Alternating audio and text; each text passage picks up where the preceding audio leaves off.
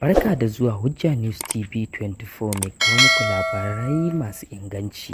Jama'a barkanku da ƙara kasancewa da mu a daidai wannan lokaci. Yanzu sanarwa ta fita cewa jakadan Faransa bayan batsin lambar da ya samu da ƙasar Nijar har ya kai ga ficewarsa da ƙasar Nijar ɗin ya isa zuwa ƙasarsa ta Faransa.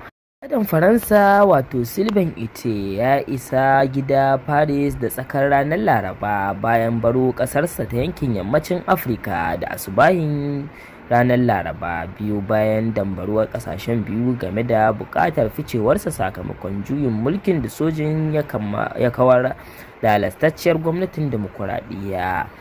To jama'a, kanin labaran namu kenan kuka saurara. Idan wannan shine farkon shigowar ku wannan tasha tamu mai albarka, muna roƙonku da ku danna mana alamar subscribe da alamar ƙara domin ci gaba da samun shirye-shiryenmu masu albarka. To jama'a, sai ku gyara zama domin samun cikakken rahoton namu. Kamar yadda kuka ji cewa jakadan Faransa wato Sylvain Ite ya isa gida Paris da tsakar ranar Laraba bayan baro ƙasarsa ta yankin yammacin Afirka da asubahin ranar Laraban, biyo bayan dambaruwar ƙasashen biyu game da buƙatar ficewarsa sakamakon juyin mulkin soji da ya kawar da halastacciyar gwamnatin dimokuraɗiyya.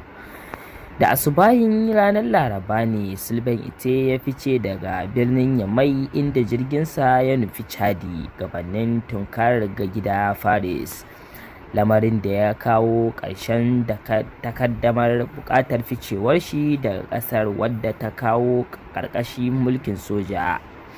Tsawon makonni aka shafe ana takun saƙa kan ficewar jakadan na Faransa, tun bayan da sojojin da ke mulki a ƙasar suka miƙa buƙatar ficewar tashi a ƙarshen watan Agustan da ya gabata, inda suka bashi wa'adin sa'o'i 48, amma kuwa Faransan ta ƙi ƙasa tare da kafa hujjar jakadan ya je ƙasar ne ƙarƙashin halastacciyar gwamnatin dimokuraɗiyya, kuma sai a irinta ne zai bar Nijar ɗin, lamarin da ya haddasa mabambantan zanga-zangar buƙatar ficewar jakadan.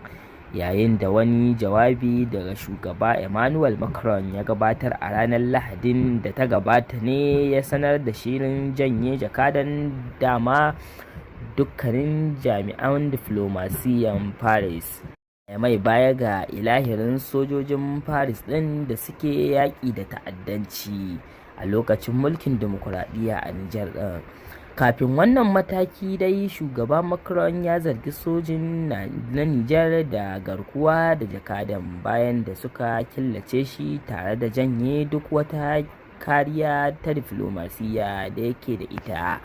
Har zuwa dai yanzu dai Faransan bata amince da halastacciyar gwamnatin sojin ta Nijar ba, batun da ke ci gaba da dakula alaƙar ƙasashen biyu da ke matsayin abokai a baya.